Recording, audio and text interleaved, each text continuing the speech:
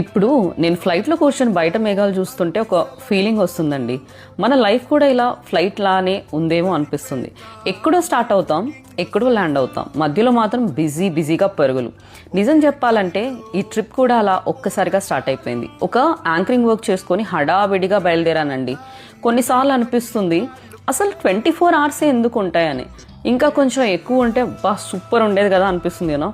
కింద చూస్తేనేమో చిన్న ఇల్లు, చిన్న కార్లు.